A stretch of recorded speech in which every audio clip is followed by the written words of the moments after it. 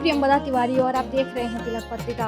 भाद्रपद शुक्ल पक्ष की पूर्णिमा तिथि के दिन पितृपक्ष मनाया जाता है। अभी हमारे साथ ज्योतिर्वेद संजय उपाध्याय जी हैं, जिनसे हम जानेंगे कि पितृपक्ष का विशेष महत्व क्या होता है और इस दिन अपने पितरों को प्रसन्न करने के लिए हम कौन सी विधि से उनका पूजन करें। जी गुरु जी हाँ, देखिए आपने बहुत अच्छा प्रश्न किया है। ये पितृपक्ष जो है 15 दिन का ये समय पितरों को समर्पित होता है वर्ष में। भाद्रपद शुक्ल पक्ष की पूर्णिमा से लेकर के आश्विन मास के कृष्ण पक्ष की अमावस्या तक यह तिथि रहती है। क्योंकि जिसका देहांत पूर्णिमा में रहता है तो पूर्णिमा तो मिलती नहीं है, इसलिए भाद्रपद के शुक्ल पक्ष की पूर्णिमा से महालय का प्रारंभ होता है। उस दिन से 15 दिन लगातार हमें पितरों के निमित्त तर्पण करना चाहिए, श्राद्ध करना चाहिए और उसमें अन्न आदि का दान भी करना चाहिए। क्योंकि हम पुत्र पितृऋण से तभी मुक्त होगा जब वो अपने माता पिता का श्राद्ध करेगा। जब तक वह श्राद्ध नहीं करेगा पुत्र, तो वह पितृऋण से मुक्त नहीं हो सकता। तो इस 15 दिन में हम जो है पार्वण श्राद्ध किया जाता है। पार्वण श्राद्ध में जो है 2 विश्व देव होते हैं और 6 छठ बनता है। इन 6 छठों पर जो है पार्वण श्राद्ध दिया जाता है और दे करके जो है यहाँ पर पिता, दादा, परदादा, नाना, परनाना, वृद्ध परनाना, माँ, दादी, परदादी और जो है नानी, परनानी, वृद्ध परनानी के नाम से पिंड दिया जाता है। और परिवार में अन्य कोई किसी भी व्यक्ति का देहांत हो गया हो तो उसके नाम से यह पार्वण श्राद्ध किया जाता है।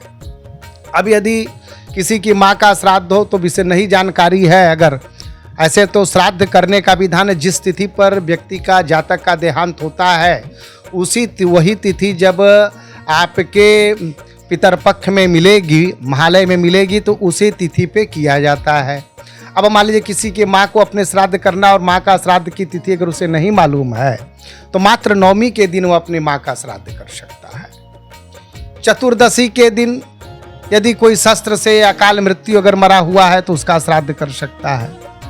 अमावस्या जिस दिन महालय समाप्त होता है, महालय कहा जाता है, उस दिन सभी पितर लोग जो है अपने घर पे आते हैं और अपने पुत्र से आशा करते हैं कि कोई होगा जो गया जी जाएगा, कोई तर्पण करेगा, कोई भोजन कराएगा, कोई पिंडदान करेगा। इसलिए अगर उनका 15 दिन अगर तर्पण नहीं कर सके हैं, अगर उनका छूट गया है तो अमावस्या के दिन अवश्य करें। इसमें 15 दिन नित्य तर्पण करना चाहिए। पहले देवताओं का तर्पण होता है पूरब मुख, उसमें त्रिकुश का प्रयोग किया जाता है।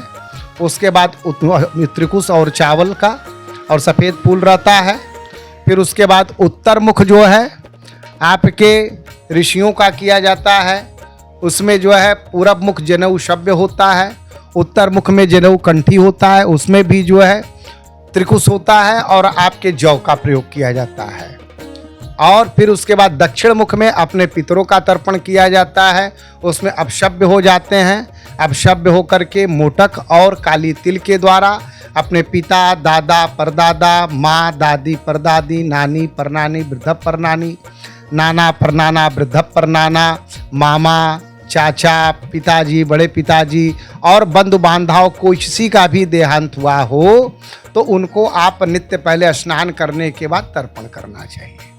उसके बाद यदि उनको पार्वण श्राद्ध करना है तो जिस तिथि पर पिताजी या उनका देहांत हुआ उस तिथि पर जो है पार्वण श्राद्ध करना चाहिए, ब्राह्मण भोजन कराना चाहिए। और 15 दिन तक उनको नख के बाल नहीं कटाने चाहिए, नाखून नहीं कटाने चाहिए, बाल नहीं कटाने चाहिए, तेल नहीं लगाना चाहिए। उनको ब्रह्मचर्य का पालन करना चाहिए। नित्य जो है भोजन के बाद जो है पंचबली देनी चाहिए।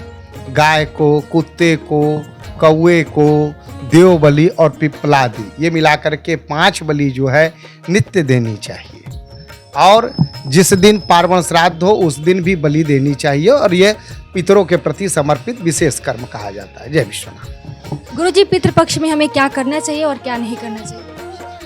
पितृपक्ष में देखिए हमको सबसे पहली बात कि हमको ब्रह्मचर्य का पालन करना चाहिए। हमको 15 दिन जो है बाल नहीं कटाने चाहिए, हमको नाखून नहीं बनाने चाहिए, हमको लहसुन प्याज का त्याग कर देना चाहिए, हमको भूमिशयी होना चाहिए, हमको भोजन करने से पहले 5 बार जो है पंचबली जो है निकाल देनी चाहिए। ये 5 ये जो चीज़ें कर्म है ये विहित है, ये निश्चित है करना चाहिए। और क्या नहीं करना चाहिए इसमें? शराब नहीं पीना चाहिए, झूठ नहीं बोलना चाहिए, असभ्यों का संग नहीं करना चाहिए, इंद्रियों से पतित नहीं होना चाहिए, अपने आप को इंद्रियों के द्वारा गिराना नहीं चाहिए। तो इन चीज़ों का हमें विशेष पालन करना चाहिए। और अगर हम क्या कहते हैं अभक्ष्य भोजन करते हैं, लहसुन प्याज का त्याग नहीं करते हैं, तो पितर इससे नाराज होते हैं और श्राप देते हैं। इससे पितरों की प्रसन्नता के लिए हमको इन कार्यों से बचना चाहिए। जय विश्वनाथ। गुरु जी, अगर किसी व्यक्ति को पितृ दोष के कारण उनको संतान की प्राप्ति नहीं हो रही है, तो कैसे उस पितृ दोष को दूर करें ताकि उनको संतान की प्राप्ति हो सके? देखिए, जिसको अगर संतान संबंधी समस्याएं हैं, अगर वह दूर करना चाहता है तो कई चीज़ें हैं। एक तो इसी पितर पक्ष में वह चाहे तो त्रिपिंडी श्राद्ध करा सकता है। इसी पितर पक्ष में अगर देख रहा है, अपने पितरों को गया में जाकर बैठा सकता है, हरिवंश पुराण की कथा सुन सकता है या सचंडी की कथा सुन करके जो संतान प्राप्ति का जो उपाय कर सकता है। और विशेष करके हो सके तो त्रिपिंडी जो है काशी में की जाती है। काशी में त्रिपिंडी के द्वारा भी लोगों को संतान प्राप्ति हुई है और मिलती है, तो त्रिपिंडी के द्वारा भी आप जो है संतान प्राप्ति का उपाय किया जा सकता है। काशी में जो अभी बताया श्राद्ध करने का विशेष महत्व क्या होता है? अगर कोई दूर से आकर काशी में अपने जो पूर्वज है उनको श्राद्ध करे उनका, तो क्या महत्व है इसका विशेष? देखिए, काशी जो है काश्याम मरणान मुक्ति, काशी में मरण होने से ही मुक्ति हो जाती है। काशी को हमारे पुराणों में कहा गया है कि जहाँ पर मृत्यु भी अतिथि है, इसलिए ये श्राद्ध का गया के बाद सबसे बड़ा तीर्थस्थल कहा जाता है। गया में तो पितर जाते हैं ना, काशी में प्रेत आते हैं। इस चीज को समझ जाओ। पिशाच मोचन में क्या है? पिशाच मोचन की कथा है कि एक ब्राह्मण जो प्रेत बन गया था, उसको प्रेतत्व से मुक्ति मिली। तो गया में पितर जाते हैं और काशी में प्रेत आते हैं। तो प्रेतों की मुक्ति के लिए काशी बनाया गया है। तो प्रेतत्व की मुक्ति के लिए काशी में विशेष करके गंगा घाट पर या क्या कहते हैं पिशाच मोचन तीर्थ पर विशेष करके जो है अनुष्ठान किए जाते हैं। जो हम अपने पितरों को प्रसन्न कैसे करें?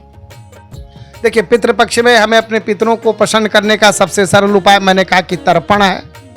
जो मैंने कहा कि देव तर्पण है, ऋषि तर्पण है और पितृ तर्पण है। उसके बाद दूसरा सबसे बड़ी चीज़ है कि उस तिथि पर जो पितर की जो तिथि हमारे, उस तिथि पर श्राद्ध करना चाहिए, पार्वण श्राद्ध करना चाहिए। और उस तिथि पर यथासंभव जितने ब्राह्मण हो उतने ब्राह्मणों को भोजन कराना चाहिए।